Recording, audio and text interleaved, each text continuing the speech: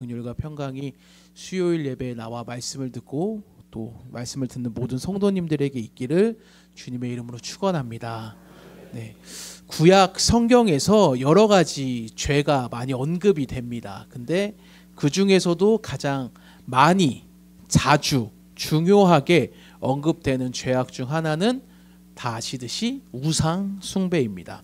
여호와 하나님은 오직 하나님 한 분만을 사랑하기를 원하셨기 때문에 우상을 섬기는 것을 금지하셨기 때문에 그렇습니다. 그렇다 보니까 구약에서 이스라엘 백성들이 우상을 숭배했다라고 말을 우리가 그 말씀을 접하게 되면 하나님은 섬기지 않고 우상만 섬겼다라고 생각하는 경향이 있는데 오해하시면 안 되는 것이 이스라엘은 그 누구보다 탁월하게 하나님을 섬겼고 동시에 겸하여서 우상을 함께 섬겼다라는 거예요. 그러니까 소위 양다리인 거죠.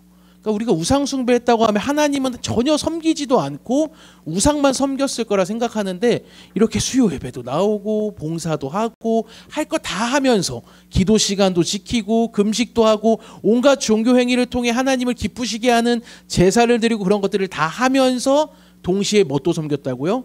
우상도 겸하여서 함께 섬겼다라는 거예요.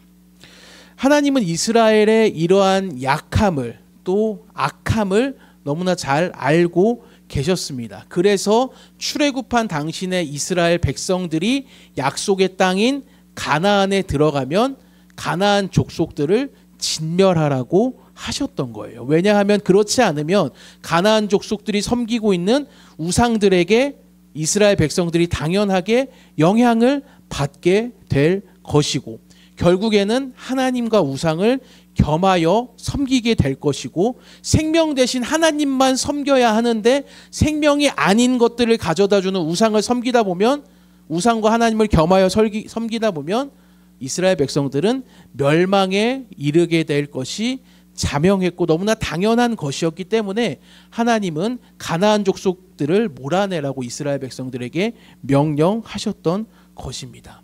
하지만 잘 아시다시피 안타깝게도 이스라엘 백성들은 가나안 족속들을 다 진멸했나요?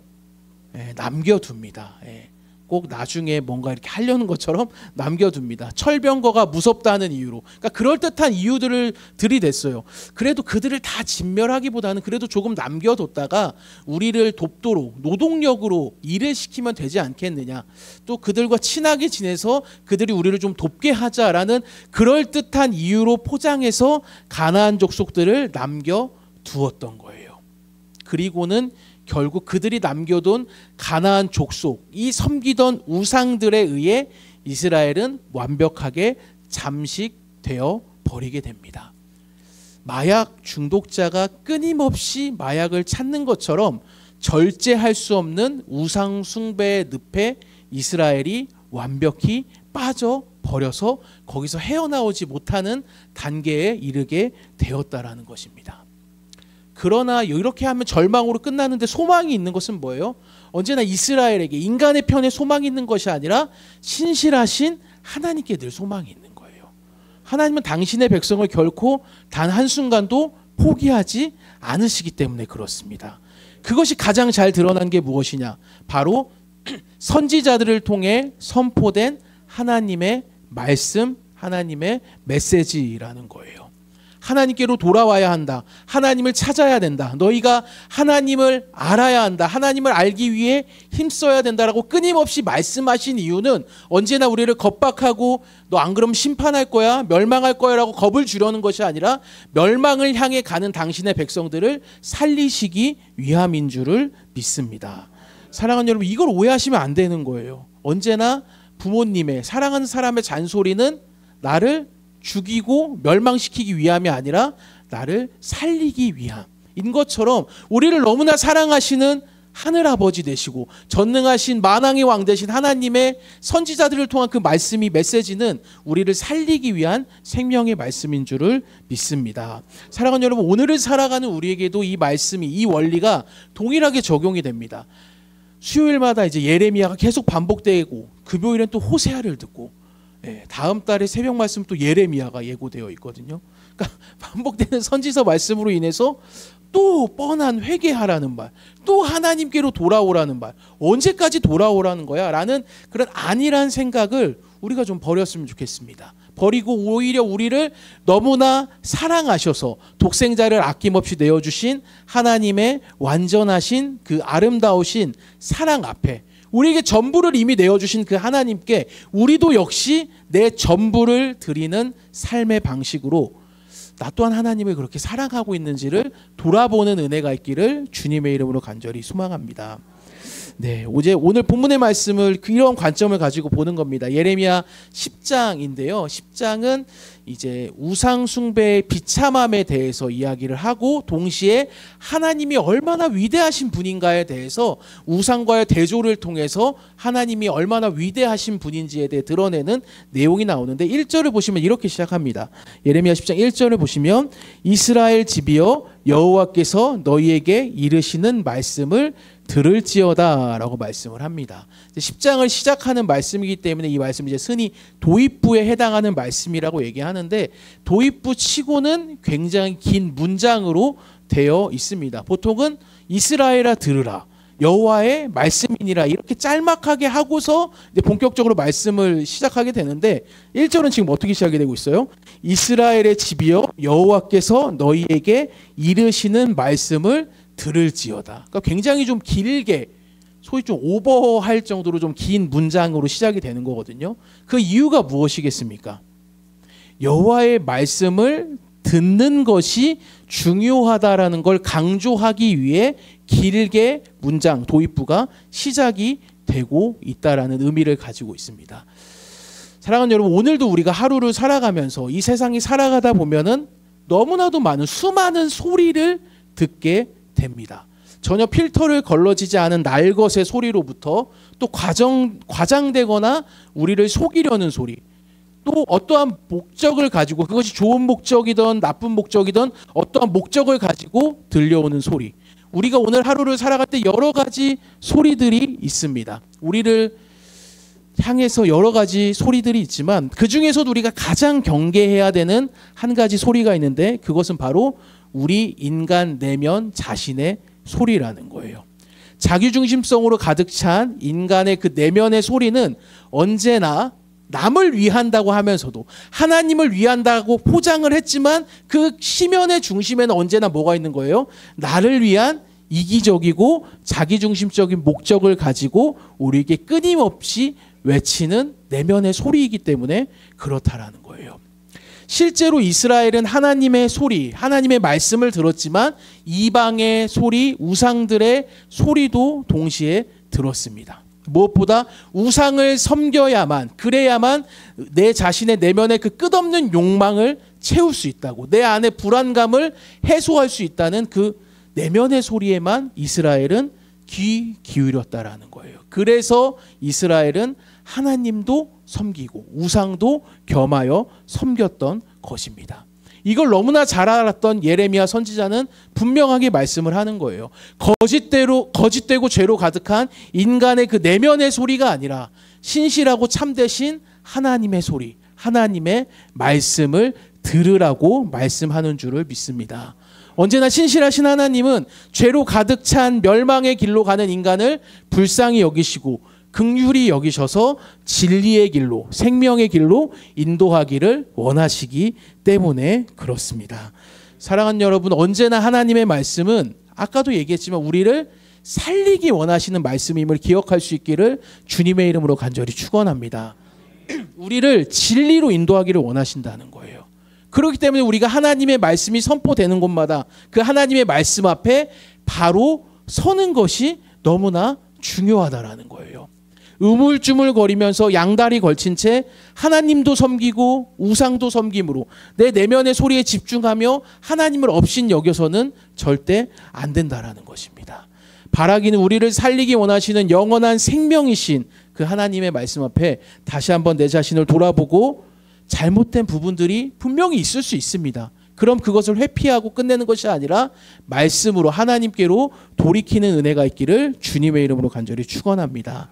언제나 미쁘시고 의로우신 하나님은 회개하고 통회하고 돌이키는 심령 가운데 큰 은혜를 베푸실 줄을 믿습니다. 그렇다면 이스라엘을 살리기 원하시는 그 하나님의 말씀은 무엇일까요? 2절을 보시면 여호와께서 이와 같이 말씀하시되 여러 나라의 길을 배우지 말라. 이방 사람들은 하늘의 징조를 두려워하거니와 너희는 그것을 두려워하지 말라라고 말씀을 합니다. 하나님께서는 이스라엘에게 뭐라고 말씀하시냐면 여러 나라의 길을 배우지 말라라고 분명히 말씀하세요. 여기서 여러 나라의 길은 우상을 숭배하는 이방 나라들의 방식을 가리키는 것으로 한마디로 우상 숭배인 거죠. 그래서 여러 나라의 길을 배우지 말라는 말씀은 곧 요약하자면 우상 숭배하지 말아라라고 하나님이 말씀하는 거예요. 이방 사람들처럼 그 우상 숭배하는 것을 너희도 배워서는 안 된다, 따라해서는 안 된다라고 말씀하는 거죠. 그럼 왜 이방 족속들은 우상을 숭배하는 것일까요? 방금 읽은 2절 중간에 보면 하늘의 징조를 두려워하기 때문에 그렇습니다. 여기서 하늘의 징조라는 것은 하늘에 있는 해와 달과 별과 같은 천체를 신으로 숭배하던 일을 가리키는 표현입니다. 따라서 이방 사람들은 해와 달과 하늘의 별들을 보면서 그것들이 그냥 떠 있지가 않잖아요. 뭐 번쩍거리는 경우도 있고 갑자기 노을이 끼면 하늘이 붉어지기도 하고 달이 가려지기도 하고 어쩔 때는 더 환하게 빛나기도 하고 별이 떨어지는 모습도 봤을 것이고 별이 어제와는 뭔가 다르게 반짝이는 것 같기도 하고 그런 모습들을 보면서 이방 사람들은 두려운 마음이 있었던 거죠. 그 두려운 마음은 무엇으로 이루어지는 거예요? 아, 저 해와 달과 별이 신과 같은 존재구나. 내가 섬겨야 되는 대상이구나. 라는 우상 숭배로 이어졌다라는 거죠. 그러나 하나님은 뭐라고 말씀하시는 거예요? 이방 사람들의 그런 우상 숭배를 따라가지 말라고 이스라엘에게 말씀하시는 거예요. 왜냐하면 해와 달과 별은 결국 누가 만든 거예요? 하나님께서 지으셨기 때문에.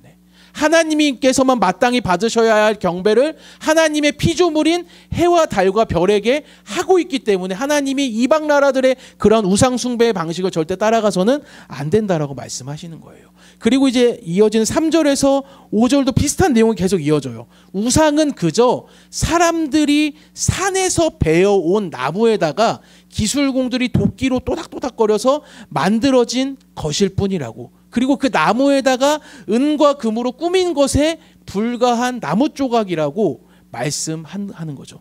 그래서 사람에 의해 만들어진 나무 조각물이 우상이기 때문에 말을 할 수가 있어요, 없어요?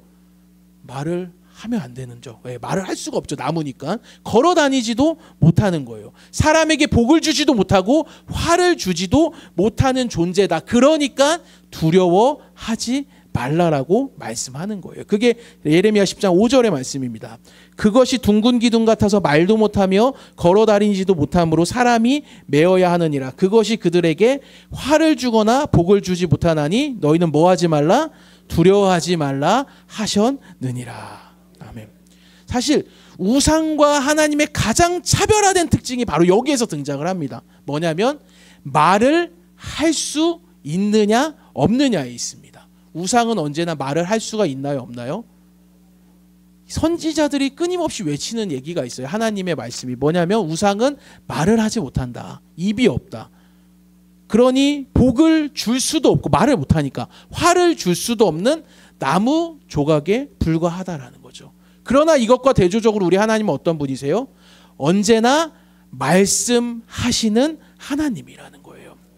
이게 너무 중요한 부분입니다. 아까 1절에서도 살펴보았듯이 진리의 말씀, 생명의 말씀으로 당신의 백성에게 끊임없이 말씀하시는 하나님이신 줄을 믿습니다. 이게 바로 우상과 가장 극명하게 대조가 되는 부분인 거예요. 그러니까 여기서 한 걸음 더 나아가자면 하나님이 말씀하시는 하나님이라는 것을 알매도 불구하고 그분의 말씀을 듣지 않는다면 하나님을 우상 취급하는 것과도 같다고 볼 수가 있다라는 거예요. 그래서 하나님의 말씀에 우리가 귀를 기울여야 된다는 거죠.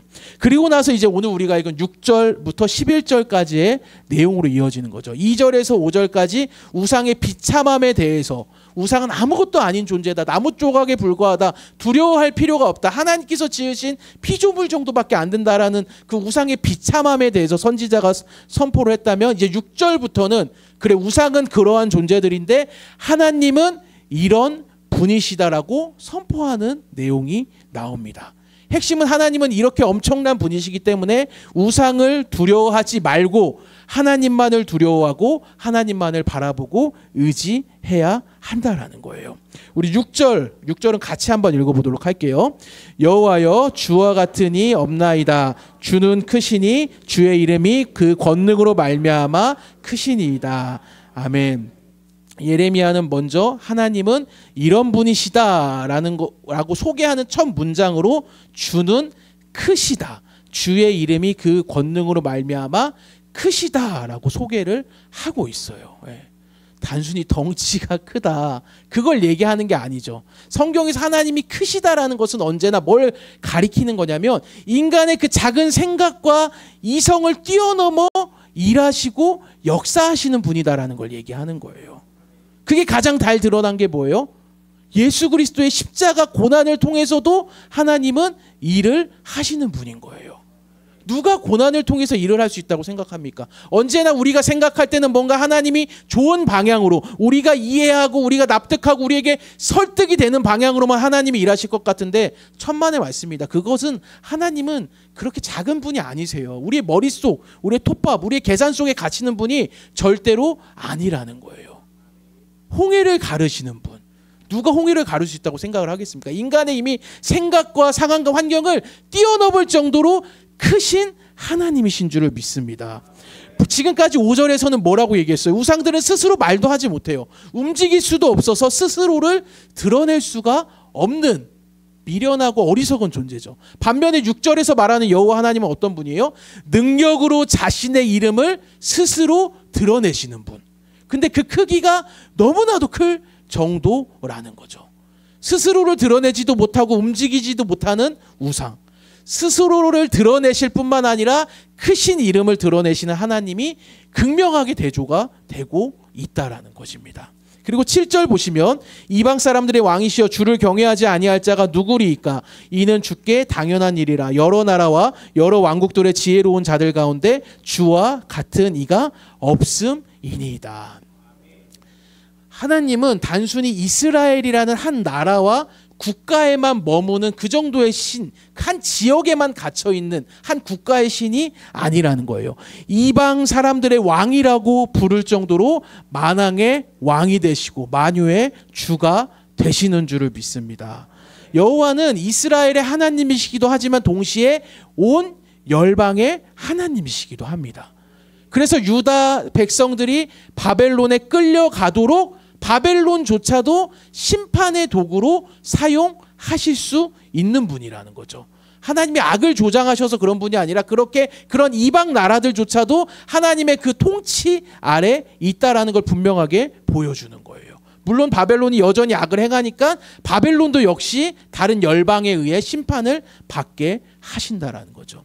이처럼 온 나라와 열방들이 어떻게 보면 오늘날 세계 정세도 그렇죠. 정치와 군사와 외교와 문화와 뭔가 영향력 있는 사람들에 의해서 복잡하게 이해관계 속에 세상이 계속 그렇게 굴러가는 것 같지만 결론은 하나님만이 모든 나라의 통치자가 되신다는 거죠. 모든 역사의 주관자가 우리 여호와 하나님이신 줄을 믿습니다. 아무것도 못하는 나무젓가락보다도 못한 그 나무 쪼가리에 불과한 우상과는 비교할 수도 없는 크신 분이라는 걸 계속 드러내고 있는 거예요. 그리고 8절도 보세요. 8절입니다. 그들은 다 무지하고 어리석은 것이니 우상의 가르침은 나무뿐이라 라고 얘기합니다. 8절 끝부분에 우상들이 가르쳐주는 그 가르침은 뭐뿐이라는 거예요? 나무뿐이다라는 표현이 나오는데 나무로 만든 우상에게 배운다고 한들 그들이 뭘 더 배울 수 있겠느냐라는 약간 비웃는 표현으로 나무 쪼가리인 우상한테 배워봤자 뭐밖에 더 안 나오겠어요? 나무밖에 더 나오겠냐라고 조롱하고 비웃는 표현인 거죠. 그러니까 계속해서 우상을 섬기는 것이 얼마나 비참하고 어리석은지에 대해 선지자가 고발하는 거죠. 그리고 9절도 계속 이어져요. 다시스에서 가져온 은박과 우바스에서 가져온 금으로 꾸미되 기술공과 은장색의 손으로 만들었고 청색 자색 옷을 입었나니 이는 정교한 솜씨로 만든 것이거니와 라고 말씀을 합니다. 그 나무 조각이니까 이제 옷을 입혀줘야 되잖아요. 그러니까 그냥 은과 금도 아니에요. 다시스에서 가져온 수입해온 은박, 우바스에서 가져온, 그러니까 그 당시 메이커 브랜드 있는 은과 금을 다 가져온다라는 거죠. 그걸로 우상을 입히고 청색 자색 옷도 입히고 정교한 솜씨로 만들었다고 얘기해요. 하지만 결국 화려한 재료와 화려한 기술로 만들어진 우상이라고 해도 결국 누구의 손에 의해 만들어진 거예요? 사람의 손, 기술공과 은장색의 손, 인간의 손에 만들어진 작품에 불과한 것이 우상이다라고 이야기하는 거예요. 근데 그런 인간이 어떠한 존재예요? 타락하고 자기중심적으로만 가득해서 언제나 나를 위한 욕망과 불안감만을 채우려는 그렇게 어리석은 인간의 손에 의해 탄생한 것이 우상이다라고 우상에 대해서, 우상의 그 비참함에 대해 계속 선지자가 이야기하고 있는 거예요. 그런데 이제 진짜가 등장하죠. 이토록 어리석은 우상과는 비교도 할 수 없으신 분, 바로 여호와 하나님이십니다. 10절 같이 한번 읽어볼게요. 오직 여호와는 참 하나님이시요 살아계신 하나님이시요 영원한 왕이시라. 그 진노하심에 땅이 진동하며 그 분노하심을 이방이 능히 당하지 못하느니라. 아멘. 원문에서 10절이 딱 뭐로 시작하겠어요? 그러나로 시작하는 거예요. 6절과 7절에서 하나님이 얼마나 크신 분이신지에 대해 말씀하고 8절과 9절에서 우상들의 그 어리석음, 타락한 인간의 손에 창조된 나무 쪼가리에 불과하다라는 비참함에 대해서 이야기한 다음에 그러나 여호와는 참 하나님이시고 살아계신 하나님이고 영원한 왕이 되시는 줄을 믿습니다. 여기서 우리가 전율을 느껴야 되는 거예요. 그러니까 그 나무 쪼가리랑 비교가 되지 않는 거죠.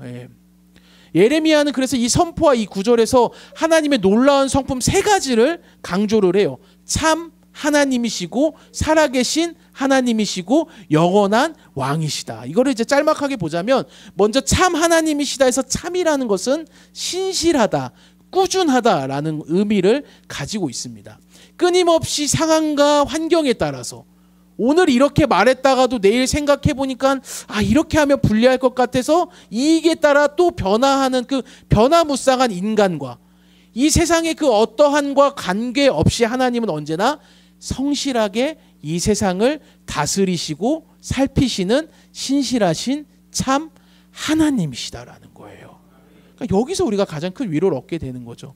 가장 사랑하는 사람도 나를 배반하고 오늘 이렇게 잠깐 얘기했다가도 이렇게 손바닥 뒤집듯이 바뀌는 그 세상과 방법과 어떤 것과 관계없이 우리 하나님은 언제나 신실하신 하나님이시라는 거예요.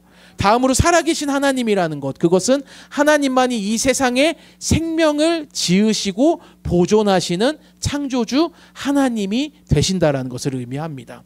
우상은 결코 우리에게 생명을 줄 수도 없고 자기도 생명이 없는, 생명을 가지고 있지 않은 존재이지만 우리 하나님은 어떤 분이세요? 생명 그 자체를 창조하시고 생명을 언제나 주시는, 생명이 넘치시는 창조주가 되신다라는 거예요.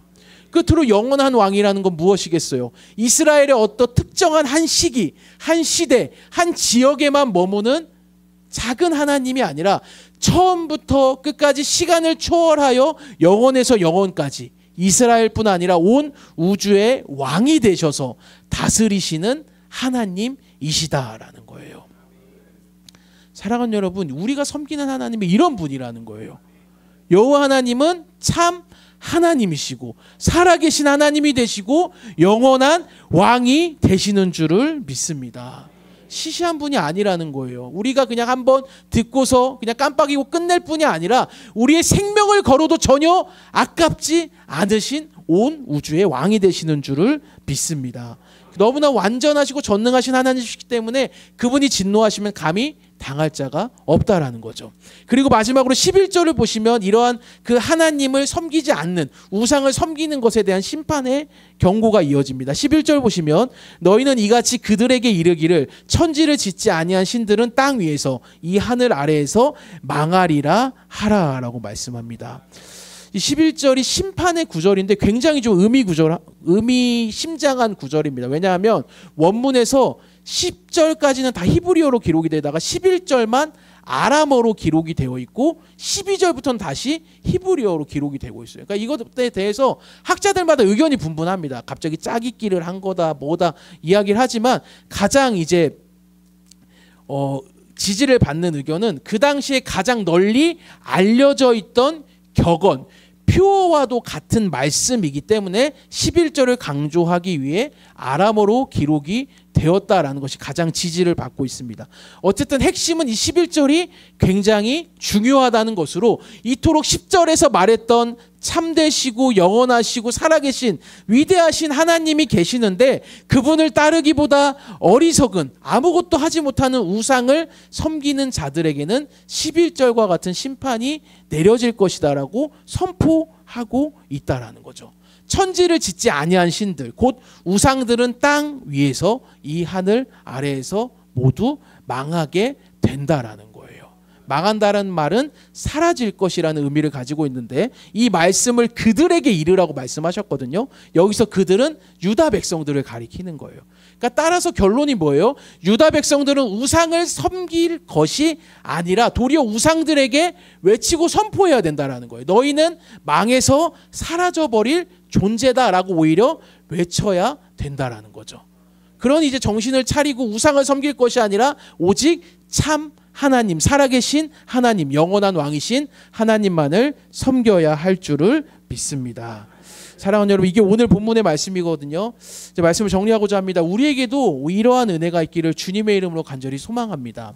언제나 우상 숭배라는 것이 어떠한 형상에게 절하는 것만을 말하지 않는다는 거 이제는 다 아실 거예요. 우상 숭배가 뭐예요? 하나님이 계셔야 할 그 자리에 무언가를 올려놓는 것. 그것이 바로 우상 숭배의 시작입니다.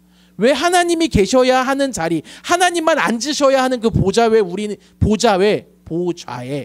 뭔가 자꾸 왜 올려놓으려고 하는 걸까요?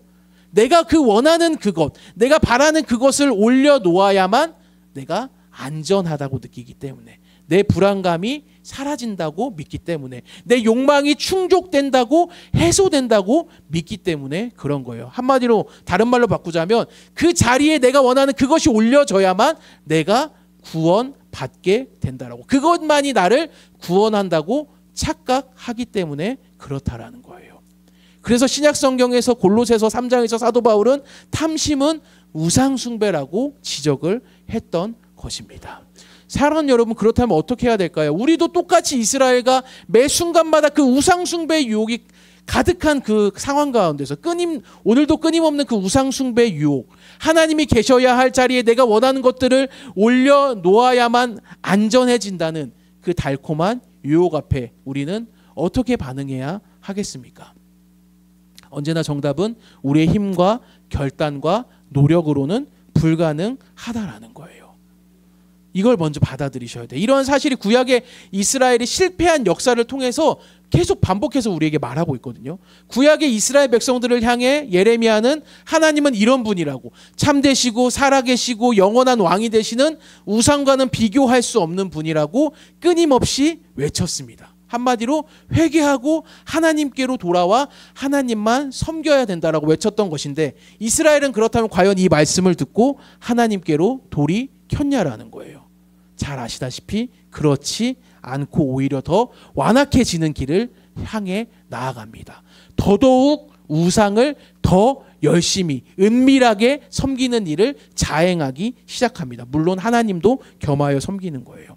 그렇다면 이스라엘은 도대체 언제 그 우상 숭배의 비참함과 어리석음을 알게 되고 깨닫게 될까요? 바벨론에 의해 심판을 받아 완전히 멸망하고 포로로 끌려가서야 깨닫게 됩니다. 바벨론에 의해 심판을 받는 이 장면을 한번 살펴보고 우리가 기도했으면 좋겠는데요. 열왕기하 25장 1절에서 3절입니다. 시드기야 제9년 열째 달 10일에 바벨론의 왕 느부갓네살이 그의 모든 군대를 거느리고 예루살렘을 치러 올라와서 그 성에 대하여 진을 치고 주위에 토성을 쌓음에 그 성이 시드기야 왕 제11년까지 포위되었더라. 그의 넷째 달 9일에 성중에 기근이 심하여 그 땅 백성의 양식이 떨어졌더라. 유다의 마지막 왕 시드기야가 통치하던 때에 바벨론의 느부갓네살 왕이 예루살렘 성을 완벽하게 포위합니다. 아무도 빠져나가지 못하는 거예요. 식량도 드릴 수가 없는 거죠. 그리고서 몇 개월을 그렇게 있냐면 16개월. 1년 4개월 동안 우리가 여기서 나가지 못한다고만 생각해 보세요. 더 이상 자급자족도 되지 않는 거죠. 그러니까 예루살렘 성 안에 당연히 식량이 다 떨어져서 다 굶어 죽게 생긴 거죠. 그러니까 결국 시드기야 왕이 성 밖으로 도망을 가게 되는데 바벨론 군대에 의해 잡히게 됩니다. 그리고선 6절 7절과 같은 결말을 맞이하게 되는 거예요. 그들이 왕을 사로잡아 그를 림나에 있는 바벨론 왕에게로 끌고 가매 그들이 그를 신문하니라. 그들이 시드기야의 아들들을 그의 눈앞에서 죽이고 시드기야의 두 눈을 빼고 놋사슬로 그를 결박하여 바벨론으로 끌고 갔더라. 아멘을 할 수 없는 말씀이죠. 눈을 뽑고 아들을 죽이는 게 아니라 뭐부터예요? 아들을 먼저 눈앞에서 죽이고 눈을 뽑아버립니다. 시드기야 입장에서는 눈이 뽑히기 전에 가장 마지막에 본 장면이 어떤 장면인 거예요? 자신의 아들이 죽는 장면. 그리고는 더 이상 아무것도 볼 수가 없는 거죠. 얼마나 비참하고 이가 갈릴까요? 참담한 일이죠. 절대 일어나서는 안 되는 일이 일어난 거예요. 근데 왜 이러한 일이 일어났습니까? 군사력이 약해서? 정치를 못해서? 외교를 못해서? 아니에요. 성경은 언제나 선지자를 통해 동일하게 말합니다. 하나님을 떠났기 때문이라고. 하나님과 우상을 겸하여 섬겼기 때문에, 우상을 숭배했기 때문이라고 선지자들이 끊임없이 반복해서 고발하고 있습니다. 이 장면을 왜 소개했을까요? 이게 우상 숭배의 결말이기 때문에 그런 거예요.